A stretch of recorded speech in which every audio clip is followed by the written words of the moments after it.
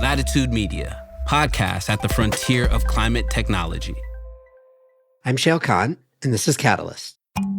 This wastewood sort of framing is wrong and I think misleading. And I think ultimately we're going to have to evolve past that if we're going to make useful frameworks for this. When it comes to sourcing biomass for carbon removal, there's good and there's bad. And it's very important to know the difference.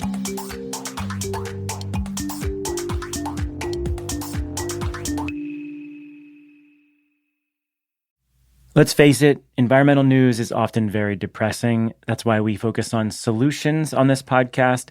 But still, the climate crisis looms large. Rising temperatures, mounting pollution, environmental degradation, they're all warping the planet. And for a lot of species, including us, things don't always look so great. But the story doesn't end there.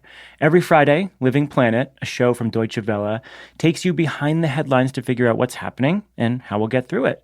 It'll also help you make better choices for a healthy planet and find space to reconnect with the beauty and wonder of the world around us. You can find Living Planet wherever you get your podcasts.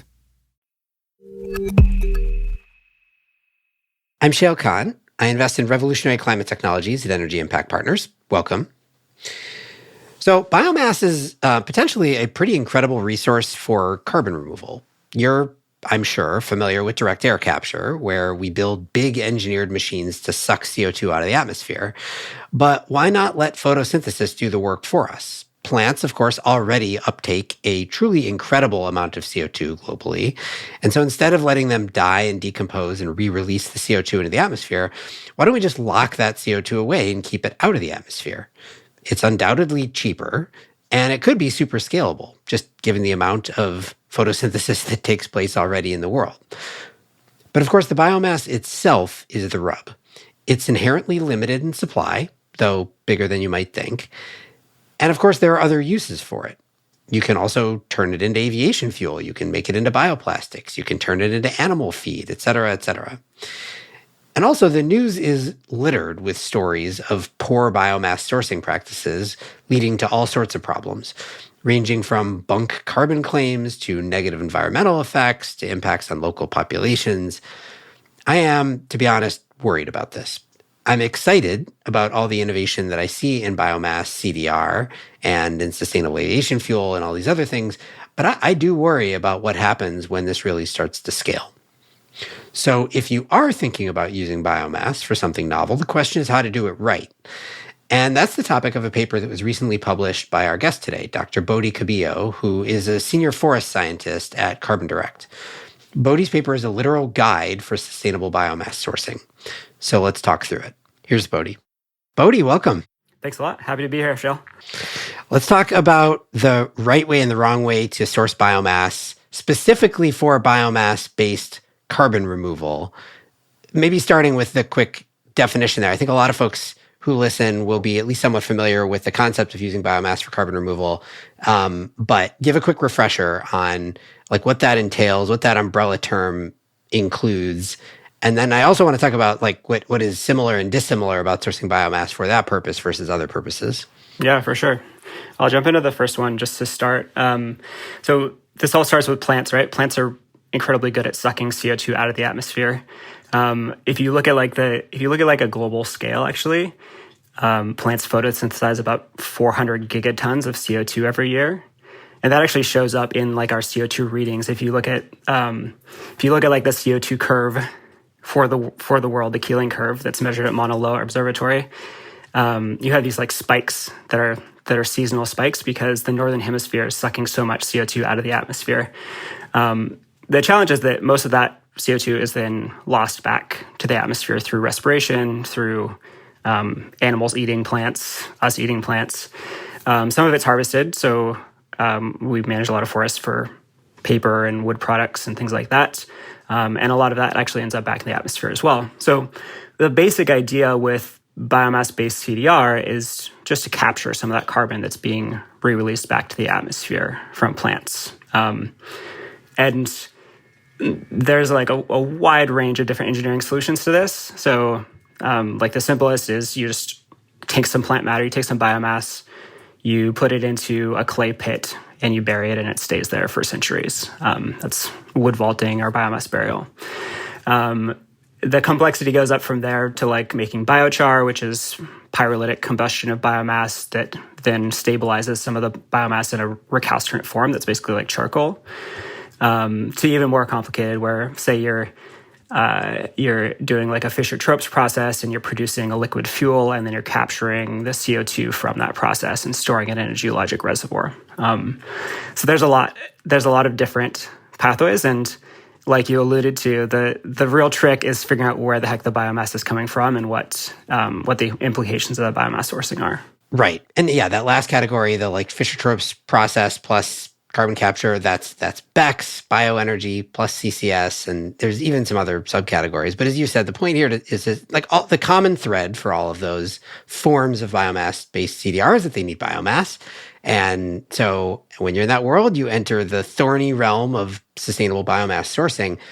I guess before we get into it, though, for CDR, it's not just CDR that needs biomass. We also can and maybe will use biomass for a variety of other purposes, including a number of others in climate tech. Maybe it's sustainable aviation fuel without the carbon capture. Maybe it's bioplastics, whatever.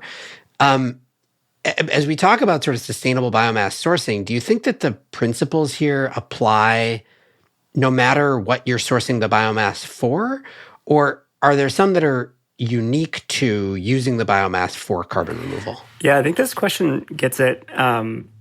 It's a really good question, and it's one that, if I'm being honest, it's one that I think we actually haven't really grappled with well enough as a community. We haven't grappled with it well enough in a regulatory context. There are a ton of different uses of biomass, ones that we're all familiar with on a daily basis, like my desk right now is made out of wood. I think sometimes people forget that fact when they talk about harvesting trees and like talk about harvesting trees like it's a bad thing, but they're writing that critique from a wooden desk.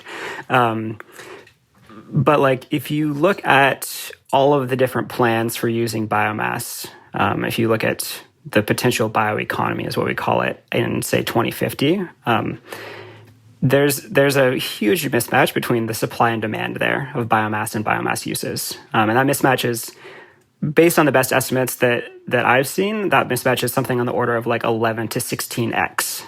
In other words, 11 to 16x more uses in a bioeconomy for biomass than there is biomass. Exactly, yeah. Like if you look at like all of the possible sustainable forest management we can do and like all of the like dedicated biomass that we can grow in 2050, there is 11 to 16 times less of that supply than there is potential demand that we would have through things like bioenergy with carbon capture and storage, or sustainable aviation fuel, or paper, or 2x4s and lumber. So there's this huge mismatch between the two, and that's honestly the thing that keeps me up at night. When we get to 2050, how are we going to decide what we actually use that limited resource for, and what is the best and highest use for that? So there's this concept called cascading use, which is basically that like, given we have a limited biomass resource, we should dedicate that limited resource to the best and highest use, and then maybe then you have recycling, and it sort of like works its way down the chain, and eventually you combust it in a biomass combined heat and power plant, and you capture the carbon. So in terms of these principles and how they apply to those different uses, I think that in general, the application is about the same across the board. I will caveat that and say I haven't done a deep dive. We did a deep dive into CDR specifically. So like there might be things that emerge once we do a deep dive in the other uses, but the thing that really emerges when you're comparing those uses is what should we actually be using that biomass for? So, for example, there's emerging regulatory frameworks that are coming up saying that we shouldn't be using it for biopower. If you have biopower with CCS, that's fine. But like in the Netherlands, they're like phasing out biopower in favor of biopower with CCS. So it all kind of comes back to this cascading use idea. Okay, so for our purposes today, we're going to talk predominantly about like what's the right and wrong way to source biomass for CDR, but understanding there's probably a fair amount of overlap Huge with amount. sourcing biomass for whatever other purpose. Let's talk about why this is a big concern. I mean, historically, there have been, and it doesn't take a lot of like reading of the news even today to see a bunch of examples of how this can be done poorly, how you can use biomass to do something. But it turns out that the way that you source that biomass, or where it was grown, or what it replaced, that kind of thing, caused negative impacts that were perhaps bigger than the positive impacts of the things you did with it. And so on balance, maybe you shouldn't have done it in the first place. Can you run through a couple examples of that? Like what have we seen publicly that has been how to do this wrong? Yeah, for sure. Lots of bad examples. And I think that's why there's been kind of an emergence of regulatory frameworks around this issue. Maybe just to back up a quick step, the thing I want to highlight that most of these biomass programs, they often claim that they're sourcing waste wood, and so that's that's like the shield that they use. It's like, oh, this is all residues. It's like the leftovers from a sawmill where they're producing sawdust, and we're just going to take the sawdust and turn it into pellets and then bury the carbon. That sounds great. Waste wood is actually, I think, a fairly problematic concept, and in each of the sort of negative cases that we've seen, they always use the waste wood branding, when in fact it's definitely not waste wood. And waste wood is not really, especially if we think about that 2050 scenario, waste wood is not really a thing. There's always going to be a use for waste wood. Oh, that's interesting. In the context, so you're saying, you're describing two problems. One is that they're saying something is waste wood when it's actually not. And the second is that you're saying ultimately nothing is waste in a world where we have way more demand for any biomass than we have supply of it. Is that right?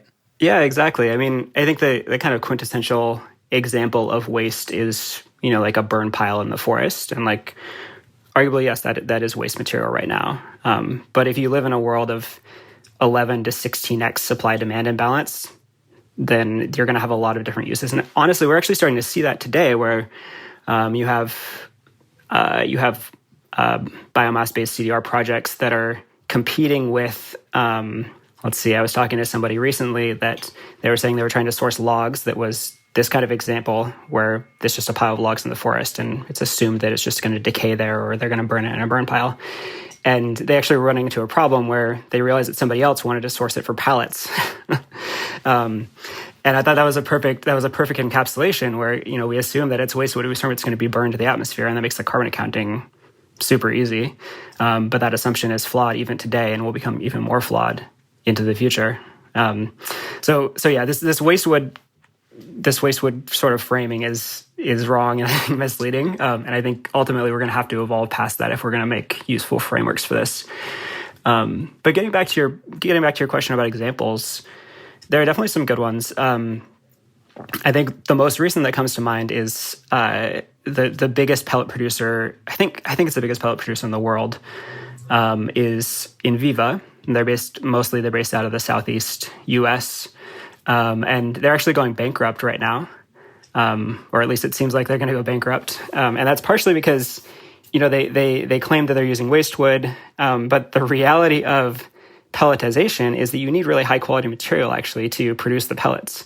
So they were saying, oh, we're sourcing waste wood, we're sourcing like sawmill residues and tree tops and branches and things like that. But if you talk to an engineer, you can't make good pellets out of treetops and branches and sawmill residues. You need whole logs to do that well. And so what happened is they were sourcing whole logs, and they have massive operations. And so in the sourcing of whole logs, they end up sourcing stuff that they probably shouldn't be. This includes, I have a colleague that has toured their facilities in the past and saw that they were pulling whole saw logs, which is like stuff you would turn into lumber or like 2x4s, pulling saw logs and turning it into pellets to be burned in the UK or elsewhere. So that's problematic. Yeah, I mean, that's one of the things that when you start to read into it, you realize that the fact that this is happening is kind of wild in the first place. There's a company based in the southeastern United States that is taking wood, call it wood waste if you want, don't call it wood waste if you don't want, but either way, turning it into pellets, then shipping it across the ocean to the UK for them to burn to produce power. That's what they're doing. And it was a fairly big business. It's kind of a wild thing in the first place. I do want to draw a slightly clearer line around why it's bad if they just buy logs that are not waste, right? So the presumption there is you're taking a tree that either otherwise would not have gotten cut down or might have otherwise gotten cut down for some other useful purpose. and you're cutting it down. You're diverting it into the energy system, into the pellets that ultimately get burned for power. So because of the demand, you didn't affect the demand for all the other things that we need wood for. The presumption is that on net, one more tree got cut down in order to do this. And so why is that an environmental benefit? It's not carbon removal if you've caused by cutting your tree down another tree to get cut down. Is that basically right? Yeah. So I think about the potential harms in two distinct categories. So there's like the carbon math, right, which I think you were alluding to there. Just are we actually doing the right calculations to figure out that this is going to be carbon negative, or in the case of biopower facilities, carbon neutral, which is all these facilities are predicated on carbon neutrality. That if you harvest biomass and burn it, you have no net climate impact, which is probably a simplification that we should stop making. Oftentimes you can get close to that, but that's not always going to be the case. The other bucket of bad things is like the bucket of like social and environmental harms. So this includes on the environmental side, this includes things like harvesting high conservation value forests, places that have really high biodiversity, or maybe they're old growth forest or primary forest that should not be cut down. And for whatever reason, that demand for biomass is enabling that forest to be cut down. On the social side, you could be harvesting areas that maybe have sort of insecure land tenure. Maybe there are land tenure issues with indigenous peoples, for example, and disputes over land rights. You could also have harms within the biomass supply chain. So, for example, with pelletizing, there's a lot of noise and a lot of pollution that comes with that pelletizing process. As a fun aside, I used to work in the world of clean cook stoves, and during that process, I worked in Rwanda for a little while, and there was a pellet mill there that was trying to make pellets to burn in clean cook stoves in Rwanda, and I got to tour that pellet mill and can confirm that it was incredibly noisy and incredibly dusty, and I don't think the local community was super happy about having it in their backyard. So that's just an example of some of the social harms there. Yeah. We've been talking mostly about the wood waste stuff. I'm curious how you think about ag waste. That's the other category where people often refer to using waste biomass, right? There's forestry waste, then there's ag waste. And so this is corn husks or, whatever from, and the presumption there is we grow crops, we use those crops for agriculture purposes, but there's a bunch of biomass that does not get used. And that stuff would otherwise similarly go sit there and decompose or, in one way or another, release the CO2 back in the atmosphere. And thus, if we divert it and bury it or do whatever we're going to do to it, then it is indeed positive. Do you think about that similarly to the wood waste story, or is ag waste different? Ag waste is, in some ways, is simpler and in other ways more complex. I'll caveat this by saying that I'm a forest person, so there are people that spend their entire careers thinking about ag waste. And for this report that we published, we focused explicitly on forest waste, partially just to create kind of a tractable boundary around the problem. If you set a global scale for your assessment, it's hard to actually gain traction in terms of finishing the thing. So we did focus on forest waste, or forest biomass rather. But with ag waste, I think it's simpler in some ways. If you have true agricultural residues, like in California, for example, we have a lot of orchards in the Central Valley where they grow their crop like almonds for several years, decades, I actually don't know. And then they have to tear it up, and oftentimes that actually gets burned. So there are a lot of startups that are working on converting that agricultural waste, and I think that in that case it actually is waste, into durable carbon removal. There are some trade-offs sometimes. So, for example, if you look at some facilities are looking at using straw in BECCS facilities, bioenergy with carbon capture and storage, and for the most part, the social environmental harms piece of things is pretty straightforward. This is, it's mostly a waste product. from the carbon accounting perspective, though, you have to be really careful of soil carbon. So if you are leaving straw residue on a field and letting it decompose, a lot of that carbon ends up stored in the soil up to a certain threshold. So if you start taking it off, you can actually get decreasing soil carbon, and that's usually not reflected in the carbon accounting of those kind of facilities. So there are some sort of particular sticky issues around ag residues, but it's overall can be simpler. The other category, which I think is one that we're going to have to start thinking about a lot more, is dedicated feedstocks. So we're seeing this in the U.S. where we have corn ethanol, right? And we're growing millions of acres of corn for producing ethanol. And that has a lot of really tricky implications about food supply and market leakage and things like that.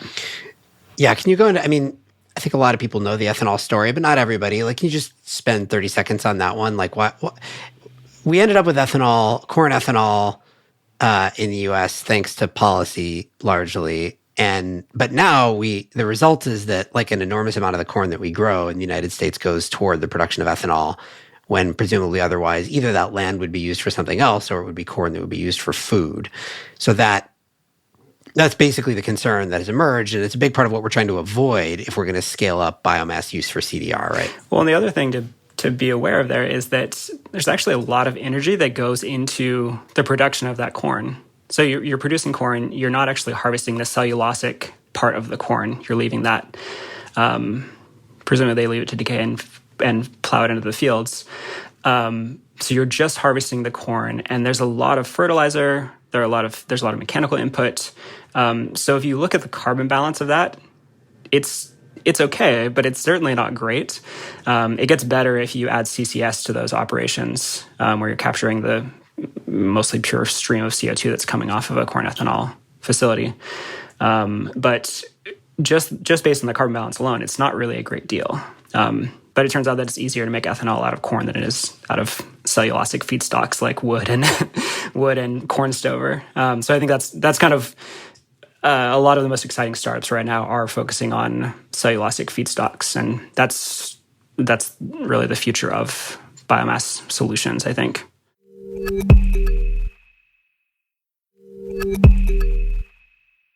All right, so we talked about how sort of some of the ways to do it wrong. You can call something waste when it's not waste. You can assume that the fact that it's waste now means it's going to be waste forever. You can use dedicated crop that would otherwise have some other useful purpose, and you can have sort of leakage effects. You can have whatever. There's a bunch of ways to do it wrong. Let's talk about how to do it right, which is sort of the purpose of the paper that you put out recently, at least to set some principles for like what would it take to do it right. So I just want to run through those high-level principles and talk through them a bit, starting with the first one, which is sort of oversight and transparency, which is probably obvious to some degree, but in this particular context, like what does it mean for there to be oversight, and what sort of transparency is important to maintain? Yeah, so oversight is really critical here. I think it's critical with all kinds of agricultural commodities, but you need to know where the biomass is coming from, especially when you're talking about something like pellets that can be shipped for long distances. You want to know if it's coming from an old-growth forest in British Columbia, which is bad for the record, or if it's coming from a sustainable forest in the U.S. Southeast. That's kind of, I think that is like the foundation of all of this. If you don't know where your biomass is coming from, then you can't ascertain whether or not it's going to be sustainable.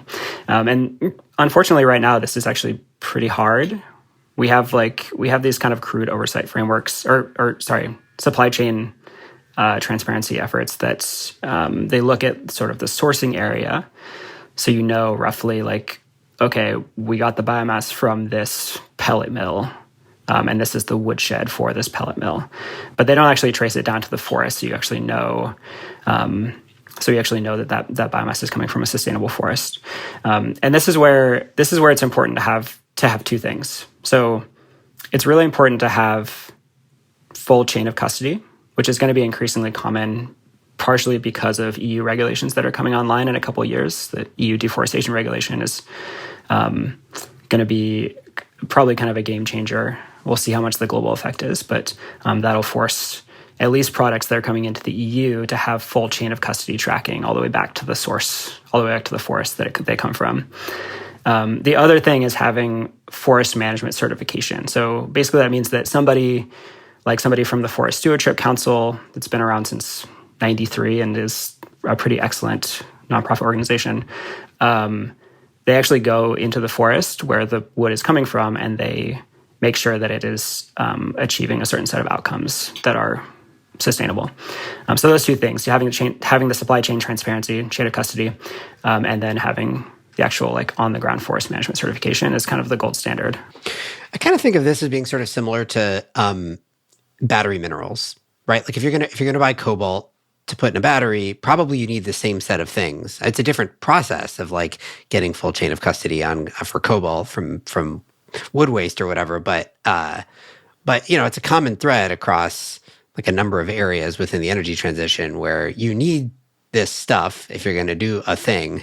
You just need to make sure that you know exactly where it comes from, and that the place that it comes from and the process that it was used to produce it is sustainable. Yeah, exactly. I think this is it's a broad sustainability issue, and I hope that as we're as we're getting better technology and we have a more information-rich economy, we'll be able to do this more and more with all of our products. Okay, so let's go on to the second high-level principle. So first one is oversight and transparency. Second one is minimizing negative externalities. So we talked a little bit about some of the negative externalities that have happened in the past, but how do you think about that one in particular? Because it strikes me that there's probably a slippery slope there. It's tough to minimize, it's tough to eliminate all negative externalities. You're going to be using a lot of biomass if you're going to do this at scale. If we're talking about gigatons of CDR using biomass, there are going to be negative externalities. There's no question in my mind. So how do you think about what is the line that you can draw there? Yeah, I mean, thinking about social externalities first, it is a tricky line to draw because sometimes it's hard to know what level of community engagement is appropriate, right? If you start industrially managing a forest that wasn't previously managed and the local community doesn't like that, how do you weigh those relative values of having an effective climate solution with the local impacts on the communities? There's actually there's an interesting case in Estonia right now where they have a lot of what we call in forestry called structurally overstocked forests. So basically what happened is during the Soviet era, there was a lot of agricultural land abandonment that turned into reforestation. And now a lot of those forests, 60 years later, a lot of those forests are maturing. And what you have is forests that, maybe they've been around for a whole generation. To somebody like you or me, those forests have been there forever. And it's just, they might as well be old growth forests. And there's a lot of social value in Estonia placed on those forests. And now they're starting to be harvested partially because they're mature. They're at the age where they should be harvested from a silvicultural perspective. So it brings up this tricky question of how do you weigh different sociocultural values? How do you weigh the existence value of that forest and the ability to forage for fruits and nuts and mushrooms versus the desire to harvest the forest and use that wood for biomass? So yeah, hard to draw lines. There are places where there are easier lines to draw. So for example, I mentioned earlier pellet facilities, and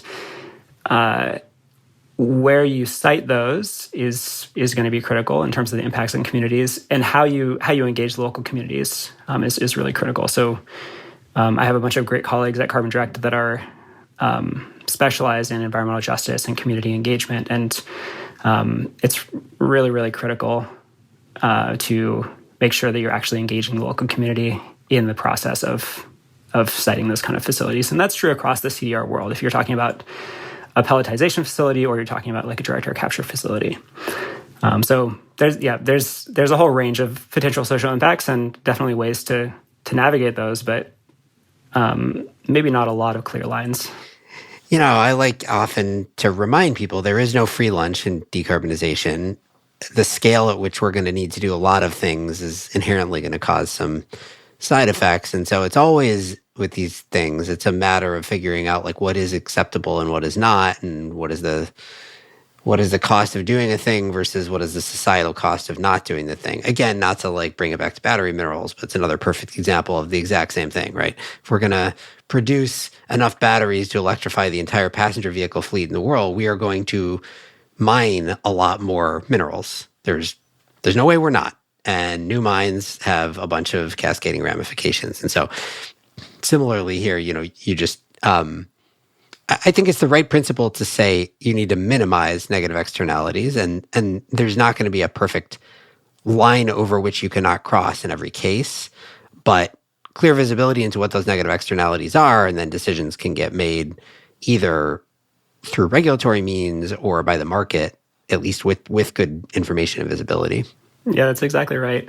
And I do love the mining example. I was talking to my mom, who is like she's a hardcore like back to the land hippie, who also like, she like really wants us to fight climate change. But every time you talk about some of these hard trade-offs, it becomes a hard conversation. And we were talking about metals for batteries. And I mentioned that, I don't know if this is still the case, I mentioned there was a mine, I think it was a cobalt mine proposed in Montana or something. And I was like, well, this is, on the surface, I spent my childhood actually fighting a gold mine in my backyard, or going to court proceedings with my mother. And on the surface, like a cobalt mine in Montana seems like a pretty bad deal from that lens, but it's a whole hell of a lot better than the alternative, which is, mining cobalt in open pits in the DRC with child labor. So, we have to have this kind of sort of nuanced thinking. Sammy Roth at the LA Times did a great piece on this a couple weeks ago, just calling out like the sort of like the green on green fighting over trying to find the perfect solution. Right. Okay. So first principle, oversight and transparency. Second one, minimize negative externalities. Third one, avoiding land use risks. So again, we've alluded to this one a little bit, but talk a little bit more about, because this one I think is really important as we scale up. Like today, the world of biomass-based CDR, indeed the entire world of CDR, is very, very, very small. But the whole presumption of this idea that we are going to, that a significant portion of our solution to climate change is going to be carbon removal is dependent on scaling CDR up to gigatons. Gigatons is billions of tons. Billions of tons means a lot of, and if any meaningful portion of it is biomass-based, I should say, then that means a lot of biomass-based CDR. And so the land use question, to me, really comes into effect as we picture this industry scaling. So how do you think about the land use risks that can be presented here? And again, given the, whatever you said, 11 to 16x undersupply that we may face by mid-century, like how is it possible to avoid significant land use risk? Some of the things are relatively straightforward. So I think most people, with some caveats, most people can agree we shouldn't be chopping down old growth forest and feeding it into biomass boilers. That's relatively clear. I say there are some caveats there because in the context of the Canadian boreal forest, after this incredible fire season they had, where talk about up and to the right not being a good thing. If you look at the area burned this year in the Canadian boreal forest, it is actually not just boreal, but the Canadian forest in general is pretty incredible. So there is actually some discussion happening around wildfire risk mitigation in those areas. But in general, harvesting old growth forest and feeding it into BECCS and biomass CDR systems is not a great thing. Same thing for areas that might not be old growth but have high conservation value. Also generally not a good thing. That's on kind of the harm side of things. And just referencing my bucketing earlier, there's the carbon math and then there's the other harms. On the carbon mass side of things, this is actually one of the trickiest parts about biomass-based CDR is how you actually account for carbon changes at a landscape level. So let me lay this out in terms of a spectrum. So if you want to make a case against a BECCS facility, for example, just zoom into the level of like a harvested plot. Let's say you have several acres that you clear cut. That forest now has pretty low standing forest carbon stocks on it. It's a lot of stumps and maybe some residual trees they left. But it is now a low carbon area. And it'll take decades for that to grow back, depending on the forest type. So if that is your sort of like scale of analysis, then you actually have a really long payback period before you can claim that your biomass is carbon neutral because, like I said, it takes decades to grow back the forest. A lot of people that will critique BECCS will kind of they'll use that lens. They'll use that sort of small scale of analysis and say, look, you cut down a tree, it's not going to grow back for 50 years, and that's bad. That is true, but that's also the wrong scale of analysis. If you zoom out to like the other extreme, if you look at the global scale, forest carbon stocks are globally stable. And actually increasing because we have an increasing terrestrial carbon sink because of climate change itself, which is kind of a fun quirk of the system. You have increasing CO2, so you have this CO2 fertilization effect. But at a global scale, you have increasing forest carbon stocks. So if you look at it through that lens, you could say, well, heck, cut down as many trees as you want because it's always going to be carbon neutral at the global scale. That's also the wrong scale to be looking at. So the answer is somewhere in the middle. And what we came to in this report is that you should be looking at sort of a regional, like ecosystem defined scale where you have, maybe it's the size of like a small U.S. state where you have a kind of ecologically contiguous forest, and you have like pockets of harvesting throughout that, but then you also have pockets of regrowth. So anytime you cut down a patch of trees, for every patch of trees you cut down, rather, you have another patch of trees that's regrowing actively. And so if you look at that at the landscape scale, you have either stable or increasing carbon stocks. So it's a really tricky piece, and I think it's one that we still have to get right because I had so many conversations with like brilliant experts, like folks like Steve Hamburg, who's the chief scientist at EDF, about this particular issue, and it is really tricky and hard to choose the right scale. Just to put a finer point on it, I think it's sort of intuitive why the smallest scale is not the right way to think about it. It's not that intuitive to me why the largest scale is the wrong way. Like, okay, so if it is true that the global forest stock is stable and increasing, is the reason why the response to that shouldn't be, okay, great, we should cut down as many trees as we want as long as we're using them for the right purpose, and the global carbon stock remains stable? Like we can go from net positive forest growth to zero forest growth. Is the reason that that's not the right way to think about it? Because actually, if you did, say concentrate all of your tree cutting in one region, that actually then it wouldn't grow back sufficiently fast? Or like, why is the global scale the wrong way to think about it? If I'm just being purely practical from a carbon-only mindset, forget all the negative externalities. Yeah, for sure. I think if you are like, Shale, if you are like the omnipotent, like global global leader and you're optimizing. You mean when I'm the omnipotent? Well, yeah, exactly. When by the way, if you need advisors for that role, you know who to reach out to. Yeah, I'll send you an application.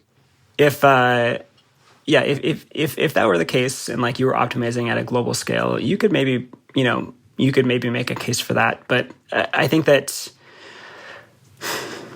honestly, I don't. This is a very active debate, and I don't think that there are like super clean arguments to this. I don't have a super clean response to this off the top of my head. I think that the bottom line is that the local matters, and if you do have decreasing carbon stocks at a local scale, you can do better attribution of that to, say, the facility that you're assessing. So let's say we have a BECCS facility in Stockholm, for example. If you look at the local forest carbon stocks that are feeding that BECCS facility, then you can maybe draw clear attribution of, okay, this is actually causing a decrease in the carbon stock. Whereas if you scale out to the global scale, then maybe you could have adverse impacts, but you just don't pick up the signal because your scale of analysis is too large. So I think like when we're doing the carbon math, like, yeah, we talk about gigatons all day long, but like gigatons are big and gigatons are actually made up of megatons. And we have to do the carbon math at the megaton level or the kiloton level, depending on your facility. Yeah, maybe the analogy here is to like, I don't know, sustainable salmon harvesting, where you could be like, you could say like, well, okay, I don't know, this probably isn't true, but you could say that the global population of salmon is growing, and thus if I kill all the salmon in the Pacific Northwest of the United States, it's fine because globally there's plenty of salmon. But obviously we don't want to do that. Like there's probably a bunch of reasons why that would be bad. Okay. Yeah. Final principle is avoiding market distortions. What do you mean by that? Yeah, this is a tricky one also. So market distortions could happen in a lot of different ways. You could, in theory, you could have a relatively high price on biomass, and that actually disrupts the production of other goods that society cares about. So, maybe we put a high value societally on having paper and having lumber, but if somehow in a given region, carbon removal fetches a really high price, because, say some company really cares about carbon removal, they're willing to pay a premium price for it, then you could actually have market effects where you drive up the price of other wood products and produce less of them. I think it's mostly a carbon accounting consideration. So you can imagine in that case, say, let's think about Sweden again. You can imagine a case where biomass fetches a pretty high price and you have shifting production away from saw timber for producing lumber into producing biomass. That means that you have less carbon storage because timber stores carbon. And that also means that you have lower carbon stocks in your forest because you need younger trees to produce biomass than you need big trees for producing saw timber. So there are a couple of kind of carbon accounting considerations there. The way that we kind of skirted this in the report is we said, okay, waste is not a thing, as we talked about. Like there's just not really that much waste, especially in the world of forests. But we want to make sure that at least until we have better frameworks to regulate this kind of thing, that the biomass that we're sourcing is a byproduct. So that means that the majority of the wood in a given forest that's harvested is going into other things besides energy and besides CDR. The other thing we said that I think is really critical here is you need to know what the most likely counterfactual is. So again, waste, not really a thing. The chances that pile of biomass is just going to get burned is pretty low likelihood, and there's a decent chance that something else is going to happen to it. That's fine, but you need to know what that most likely counterfactual is and at least try to account for it in your carbon math. This is, for me, the second you get into counterfactuals, and there's lots of places in carbon world where counterfactuals are a thing, but the second you get into counterfactuals, it starts to get messy. Like it's never easy once you start talking that way. And the reality is that all biomass has a counterfactual. Even if that counterfactual is decay, like that still means, the pile of biomass is going to sit there for several years before it's fully decayed. And I think I've said this a few times now, but there are multiple tricky things we'll have to solve. The one of counterfactuals, I think, is probably the most wicked problem to solve, especially as we get into that world where you have this big supply-demand imbalance. And frankly, it's going to take a lot of work. It is a wicked challenge, and I think that if you're working on biomass CDR and you're not thinking about counterfactuals every day, you're probably fooling yourself, or you have a really easy case that's going to get harder in the next couple of decades. All right, wicked indeed. That's a great way to wrap it up. Bodhi, I really like this report. I think it's important. I see a lot of novel ideas around biomass-based CDR, and every one of them scares me, specifically because of the question of where's the feedstock going to come from, how is it going to scale, and are there going to be a bunch of negative side effects when that happens? So I think the more that we are able to define how to do it right, the less likely it is that we are going to do it wrong. So I appreciate that you're taking the charge on that, and I appreciate your time today. Yeah, absolutely. It's been a pleasure. And the last thing I'll say is that, we published this report to put a lot of work into it, got to talk to a lot of really, really smart people. And the thing that I've said over and over again about this is that this is version 1.1, and we're kind of building the plane as we're flying it. Like, we need to fly the plane. Like, we need carbon removal solutions that are going to scale up. But that means that we have to be willing to learn along the way. And this is very much an exercise in learning. So I'm looking forward to revising this and building better frameworks to constrain how we source biomass. Dr. Bodhi Cabillo is a senior forest scientist at Carbon Direct. This show is a co-production of Latitude Media and Canary Media. You can head over to canarymedia.com for links to today's topics. Latitude Media is supported by Prelude Ventures. Prelude backs visionaries accelerating climate innovation that will reshape the global economy for the betterment of people and planet. Learn more at preludeventures.com. This episode was produced by Daniel Waldorf. Mixing by Roy Campanella and Sean Marquand. Theme song by Sean Marquand. I'm Shail Khan, and this is Catalyst.